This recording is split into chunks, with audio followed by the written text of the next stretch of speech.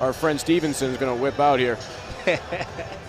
Yeah, Steveson, he's an excited guy to wrestle. His personality is definitely goes very well with the high-level wrestling he's about. As you can see, he likes to move around. He likes to wrestle like one of those little guys. But the advantage he has is he's 285 pounds. Yeah, Steveson hasn't lost since his freshman year and already earning himself a takedown. Yep, I think he is sitting at a 57-match win streak right now. So he's on top and looking to make it 58 here. A little bit about Gable Steveson, if you don't know, he's a 4-time Big Ten finalist, 2-time national champion. I know he wished COVID year didn't happen. I think a lot of us did. I think that would have made him a 3-time national champ there. But his freshman year, he took 3rd. And then after that, he just continued being on top. And in 2021, he was Tokyo Olympic champion at 125 kilograms. So that was a lot of fun to watch. I watched that in my living room at 3 o'clock in the morning, cheering on the TV, watching Gable Steveson become one of the youngest Olympic champions we've had in America. Yeah, that was fun during the Olympics. I mean, getting you excited at 11 o'clock a.m. Not usually used to that, watching some sports. But yeah, gave it to us all day, and so did Steveson as well.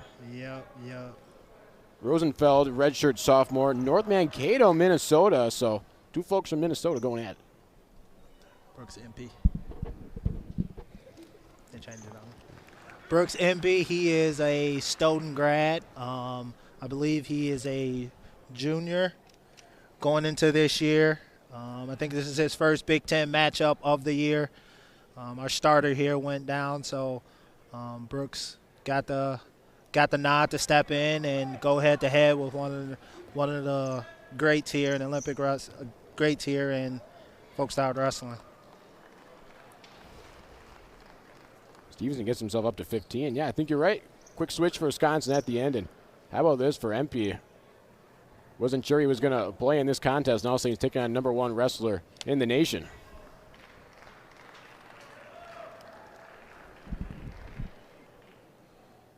Yeah, it's really cool to see Gable Steveson come back. At the beginning of the year, there was a lot of talk. Even last year, there was a lot of talk about him coming back and using his last year of eligibility. And he decided to come back this year. And I think not only was the Minnesota fans happy, I think the whole wrestling community was happy about him coming back. And we finally get to see him wrestle one more year and see if he can finish out on top as a national champion again. Well, MP will take this one to period number 2.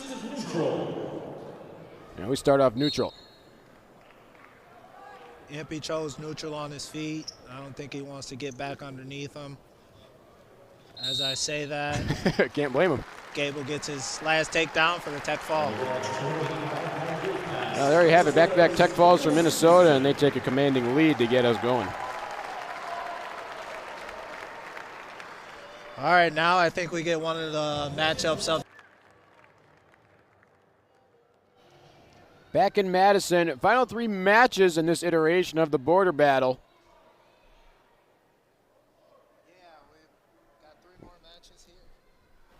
We got 3 more matches here, and score is sitting 3-26 in favor of the Gophers. 165 weight class, it's Cale Anderson for the Badgers, 5-5. Entering this match, that's Andrew Sparks. Another very quick takedown for the Gophers. Yeah, and Andrew Sparks, he's a grad here, so like I was saying before, he's another guy that's been wrestling at the college level for 5 years now. Benefit for him, he's been with the Minnesota Gophers for 5 years, and he's ranked number 11th in the country right now. Sparks 14-4, and one of those losses was a particularly memorable one. One of the very few in the nation who was able to challenge Michael Caliendo at Iowa. Lost that one 6-7. Caliendo number 2 in the nation at his weight class. Something about Sparks, didn't start wrestling until high school, and coach. I thought that was very unusual, but I think there's someone else who you know pretty closely who had a similar situation. Yeah. I definitely started my sophomore year in high school, and Sophomore? yeah, Dang. sophomore year in high school, and I don't know. I think that when you start young or start older, you can really grasp on to what you need to grasp on and find out what you like, and you can kind of learn fast and take off from there. Sometimes with the sport of wrestling, having too many coaches can be a bad thing for you. So with that being said, with me, I only really had 2 coaches in my lifetime. So with that being said, I was able to really focus on the details of what that coach was good at and what he was teaching me, and really get to the next level. Anderson able to escape Sparks' grasp. Now we got him on the board. And Sparks here, he unfortunately he's sitting 0-3 in the conference, or 0-2 in the conference. Still ranked number 11. Lost to Minto from Nebraska. Another one of those close matches in that Nebraska-Minnesota duel. He lost 5-4 there. And then he had another loss to Michigan wrestler Mantanona, which is a younger guy, and I was really shocked to see what Mantanona was able to do to Sparks in that duel. But he ended up losing to him 7-4. But he's trying to bounce back here and get his first Big Ten win of the year.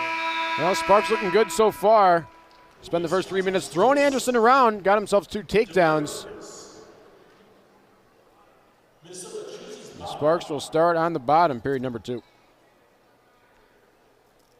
Cale Anderson, Wisconsin native himself, from Wewoka, redshirt junior, 3-time academic All-American, or 3-time academic All-Big Ten honors, excuse me.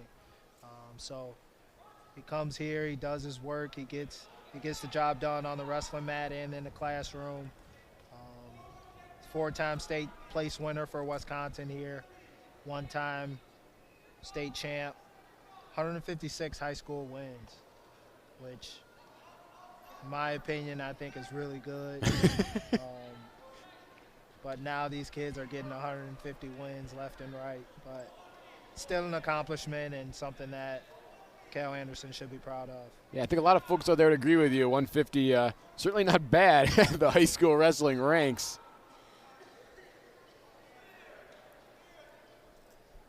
It's just so interesting to see that every one of these wrestlers, best in their high school, near the best in their state, and yet just head to the Big Ten, and it's a whole different kind of animal. Just trying to build themselves back up, always a bigger fish. Yep. And that's the cool thing about college, right? You do what you do in high school, and then you have the opportunity to go to the next level, and everybody starts from zero. I think that was a thing that I got excited about when I was in college, is that, everybody started back at zero and nobody knew who you were, and then you were just able to wrestle and get better and see where you end up after 4 or 5 years. Sparks able to swing himself around Anderson. It gets him up to double digits. Now he's up, he's got that leg in, power half, and that is a tight power half. Let's see what the ref's gonna call here. Nothing, all right. We're still wrestling. Final seconds tick off. Sparks content with his 9-point lead. Anderson will start in neutral position. And Sparks with a couple set of takedowns, and he secured his riding time. So if we want to say it, we can say it, 11-0. The score is sitting right now. Let's see if Cale gets on his horse and tries to go get a couple takedowns here. He can really use it. And as I say that, Sparks gets 3-point takedown. Yeah, Anderson tried to launch an attack there, but Sparks quick to counter. Feels like we've seen a lot of that this evening. Now a little more. Sparks point away from ending this match. Just needs a set of 2 count in order to get the tech. Got nothing. 16-2. Anderson some nifty maneuvers to stay alive here.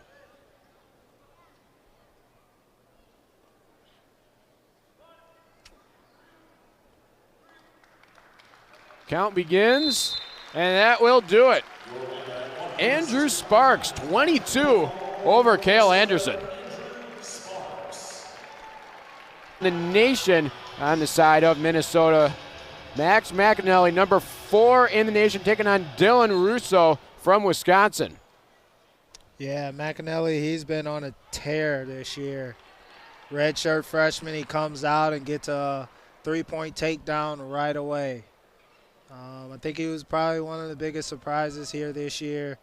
I know once I saw him wrestle all red from Nebraska and beat him 16-6. All Red's a Big Ten champion from last year. I just knew that he was the real deal. So he's really good with his down blocks to his re-attacks.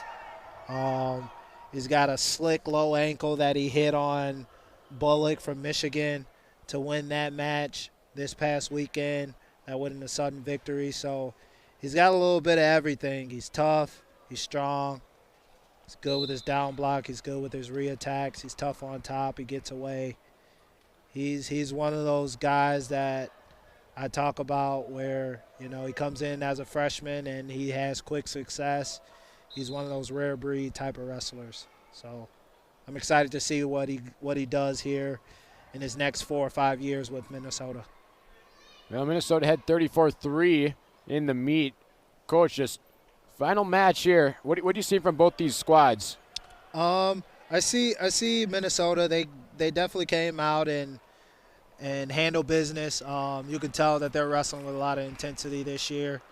I think with the Badgers, Badgers kind of need to keep rolling and find ways to win some matches and be a little bit more gritty on the mat and figure out ways to keep building their wrestlers up.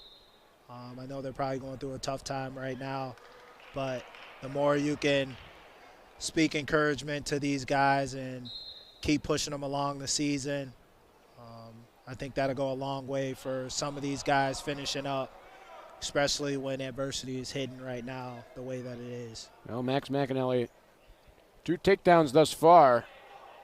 Russo still only down 4. Minute 8 left, period number 1.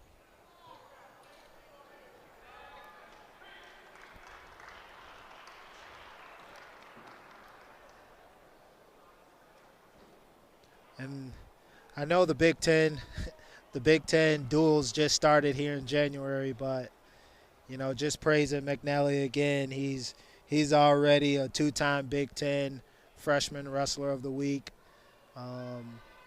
You know, so he's going to keep piling on, and it's going to be really cool to see what he does with the next couple Big Ten dual matchups that he has here throughout the year. Well, he's been the aggressor thus far. Riding time already almost over a minute. And there's that down block to a reshot. He's just so good in that position to where it's really tough. If you're not taking a good shot on him, most of the time he's going to score.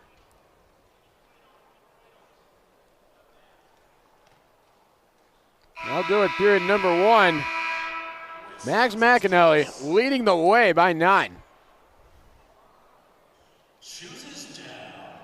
And for the Badgers here, you know, they got a couple Big Ten matchups that they can come out with some dual wins. You got Purdue February 7th, which will be home. And February 9th, you got Michigan State coming in again for a home duel. So for you Badger fans, stick in there with them and keep attending these duels and keep cheering for your Badgers, and we'll get a win here. Wisconsin 4-7 right now. They finished 8th in the Big Ten the last 3 years. Slated to move to 0-4 in conference. McEnelly looking to put on the final touches. His lead will reach double digits.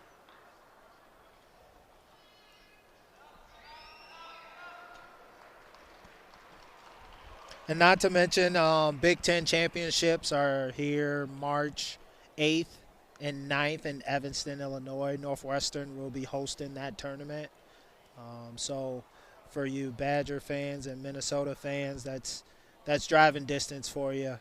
Minnesota, I get, is probably a good 8 to 10 hour drive, but hey, I'll take that over going out to Rutgers in New Jersey last year.